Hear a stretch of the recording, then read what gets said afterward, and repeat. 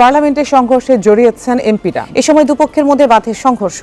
একে অপরের দিকে সংসদে সরকার দলের এমপিদের চোর বলে আখ্যায়িত করেছেন ব্যারিস্টার রুমিন ফারহানা। মুহূর্তে রুমিন ফারহানা এমনকি সরকার দলের এমপিদের মধ্যে একেবারে কিন্তু হাতাহাতিতে রূপ নেয়।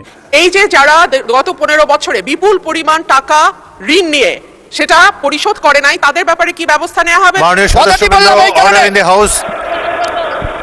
এটা তো বহুবার তথ্য দিয়েছে, আমি সংসদে কি কি ব্যবস্থা নিয়েছি সে তথ্য বিস্তারিত তথ্য দিয়েছি। এই সংসদ অধিবেশনে আজকে দুপুর পরে কঠিন উত্তেজনা এবং হট্টগোল সৃষ্টি হয়েছে সরকারি দল এবং বিরোধী দলের মধ্যে। সংসদে রুমিন ফারহানা ঋণ খেলাপিদের বিরুদ্ধে বক্তব্য কিন্তু তোলপাড় কাণ্ড পুরো সংসদ জুড়ে। এক বক্তব্যকে কেন্দ্র করে হট্টগোল, এরপর যা হয়েছে দর্শক সেটা দেখলে আপনারা রীতিমতো একেবারে চমকে উঠবেন। মহান সংসদের দর্শক এমন ঘটনা কিভাবে ঘটে, তা একজন নারী সংসদ সদস্যের বক্তব্যে। হ্যাঁ দর্শক, সরকার দলের এমপিরা যে এমপিদের যে এতটা অবনতি হয়েছে সেটা কিন্তু আমাদের আজকের এই ভিডিওটা দেখলেই কিন্তু দর্শক আপনি রীতিমতো একেবারে স্পষ্ট ভাষায় কিন্তু বুঝতে পারবেন। তবে তার জন্য আপনাকে সম্পূর্ণ ভিডিওটি একেবারে ধৈর্য ধরে শেষ পর্যন্ত দেখতে হবে। তবেই কিন্তু আজকে রুমিন ফারহানা কি বলেছে এবং রুমিন ফারহানার বক্তব্য ঘিরে কি হয়েছে দর্শক সেটা আপনি ভালো করে জানতে পারবেন। তবে দর্শক, তার আগে আপনার কাছে ছোট্ট করে একটি অনুরোধ, আপনি যদি আমাদের চ্যানেলের নতুন সদস্য হয়ে থাকেন আশা করি অবশ্যই চ্যানেলটি সাবস্ক্রাইব করে বেল আইকনটি অন করে দিবেন পরবর্তী আপডেটগুলি পাওয়ার জন্য। হ্যাঁ সম্মানিত প্রিয় দর্শক, তাহলে চলুন আর দেরি না করে আপনার মূল্যবান সময়টুকু এখানে নষ্ট না করে আগে আপনাকে সেই মূল ভিডিওটি দেখিয়ে নিয়ে আসি, তারপর এ নিয়ে আরো বিস্তারিত আমরা আলোচনা করব। আমাদের যে রাষ্ট্রায়ত্ত ব্যাংকগুলো, সোনালী, রূপালী, জনতা, অগ্রণী ব্যাংক, বেসিক ব্যাংক, এই সবগুলো ব্যাংকের মোটামুটি গত 15 বছরে যে পরিমাণ ঋণ দেওয়া হয়েছে তার অলমোস্ট 50 to 70% খেলাপি। একমাত্র জনতা ব্যাংকের ঋণেই 70% খেলাপি, এবং এই খেলাপি ঋণগুলো হয়েছে এসালম, বেক্সিমকো, অ্যানন ট্যাক্স গ্রুপ, বিসমিল্লাহ গ্রুপ, এদের মাধ্যমে। আমি মাননীয় মন্ত্রীর কাছে প্রশ্ন রাখছি, এই যে যারা গত 15 বছরে বিপুল পরিমাণ টাকা ঋণ নিয়ে সেটা পরিশোধ করে নাই, তাদের ব্যাপারে কি ব্যবস্থা নেওয়া হবে? এই ব্যাংকগুলোর আর্থিক যে দুরবস্থা সেটা কাটাতেই বা সরকার কি ব্যবস্থা নেবে? ধন্যবাদ। প্রতিষ্ঠান বিভাগ মন্ত্রী মহোদয়, অনুগ্রহ করিয়া বলিবেন কি ব্রাহ্মণবাড়িয়া 2-এর সরাইল, আশুগঞ্জ এবং বিজয়নগর উপজেলার আংশিক গ্রামীণ জনপদ এলাকায় কৃষিপণ্য সংরক্ষণ, হিমাগার নির্মাণ ও কৃষিভিত্তিক শিল্প স্থাপনে স্বল্প সুদে দীর্ঘমেয়াদী ঋণ সুবিধা চালুর কোনো পরিকল্পনা আছে কিনা? ধন্যবাদ মাননীয় স্পিকার। মাননীয় অর্থমন্ত্রী। ধন্যবাদ মাননীয় স্পিকার। যদি প্রথম এই প্রশ্নের সাথে এটার কোনো মিল নাই, তবুও আমি উত্তর দিচ্ছি। সেটা আপনি তো বহুবার সংসদে বলেছি কি ব্যবস্থা নেওয়া হচ্ছে, কয়েকদিন আগেও বলেছি, এবং সকলের বিরুদ্ধে ব্যবস্থা ইতিমধ্যে অনেকগুলো মামলা হয়েছে, তদন্ত চলছে, এবং অনেকের প্রপার্টি ইতিমধ্যে ক্রয় করার প্রক্রিয়া চলছে। তো এটা এই ধারা চলতে থাকবে, এবং এই ব্যাপারে আমরা আগেও বলেছি বারবার, যারা দেশের টাকা লুটপাট করে বিদেশে গেছেন তাদের ব্যাপারে বিএনপি কোনো কম্প্রোমাইজ করবে না, এই সরকার কোনো কম্প্রোমাইজ করবে না, এবং এই ধারা অব্যাহত থাকবে। এটা তো বহুবার তথ্য দিয়েছে, আমি সংসদে কি কি ব্যবস্থা নিয়েছি সে তথ্য বিস্তারিত তথ্য দিয়েছি এই সংসদে।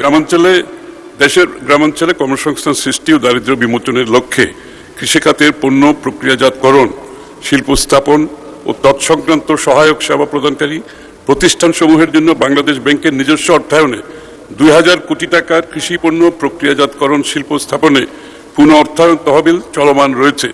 এই তহবিলের আওতায় উদ্যোক্তাগণ 7% সুদে 7 বছর পর্যন্ত মেয়াদে সর্বোচ্চ 100 কোটি টাকার ঋণ সুবিধা পেয়ে থাকেন। গ্রামীণ এলাকায় অবস্থিত উদ্যোগসমূহকে এই তহবিলের আওতায় পুনঃ অর্থায়ন প্রদানের ক্ষেত্রে অগ্রাধিকার প্রদান করা হচ্ছে। সম্প্রতি এ তহবিল এর পরিমাণ 1400 কোটি টাকা থেকে বৃদ্ধি করে 2000 কোটি টাকায় উন্নীত করা হয়েছে মাননীয় স্পিকার।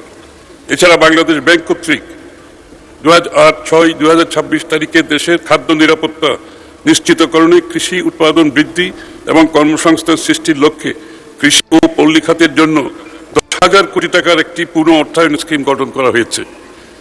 তাছাড়া কৃষি খাতে উৎপাদন বৃদ্ধির লক্ষ্যে নিম্নলিখিত কার্যক্রম পরিচালিত হচ্ছে। প্রতি বছর বাংলাদেশ ব্যাংক কর্তৃক কৃষি ও পল্লী ঋণ নীতিমালা ও কর্মসূচি ঘোষণা করা হয়ে থাকে।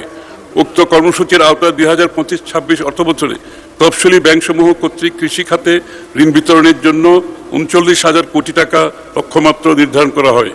ব্যাংকসমূহ কর্তৃক আমদানি বিকল্প ফসলসমূহে ডাল, তেলবীজ, ভুট্টা, মশলা জাতীয় ফসল চাষে মাত্র 4% রেয়াতি হার সুদে ঋণ বিতরণ করা হচ্ছে। এক্ষেত্রে সরকার কর্তৃক ঋণ প্রদানকারী ব্যাংকসমূহকে বাংলাদেশ ব্যাংকের মাধ্যমে সুদ ভর্তুকি প্রদান করা হয়। বাংলাদেশ ব্যাংক এসিডি সার্কুলারের মাধ্যমে গম ও ভুট্টা উৎপাদন বৃদ্ধিকল্পে 1000 কোটি টাকার একটি বিশেষ পুনঃ অর্থায়ন স্কিম গঠন করা হয়েছে। উক্ত স্কিমের আওতায় কৃষক পর্যায়ে ঋণের সুদ হার 4%। এ সকল তহবিল ছাড়া দেশের জন্য প্রযোজ্য বিধায় বর্তমানে পৃথকভাবে ব্রাহ্মণবাড়িয়া 2-এর সরাইল, আশুগঞ্জ এবং বিজয়নগর উপজেলার আংশিক উপজেলার গ্রামীণ জনপদ এলাকার কৃষিপণ্য সংরক্ষণ, হিমাগার নির্মাণ ও কৃষিভিত্তিক শিল্প স্থাপনে স্বল্প সুদে দীর্ঘমেয়াদী ঋণ সুবিধা আলাদা করে করার প্রয়োজন নাই। মাননীয় স্পিকার, আপনাকে ধন্যবাদ। যত সহজে আপনারা বলেন আরেকটা গণ অভ্যুত্থান আমরা করব, বাংলাদেশে আগামী 100 বছরে আর কোনো গণ অভ্যুত্থান হবে না। আমি যদি পাল্টা প্রশ্ন করি, এই 1.5 মাসের যে আন্দোলন আমরা দেখেছি, সেখানে আমরা প্রথম সারিতে যে নারীদেরকে দেখেছিলাম, তারা ধীরে ধীরে হারিয়ে গেল কেন?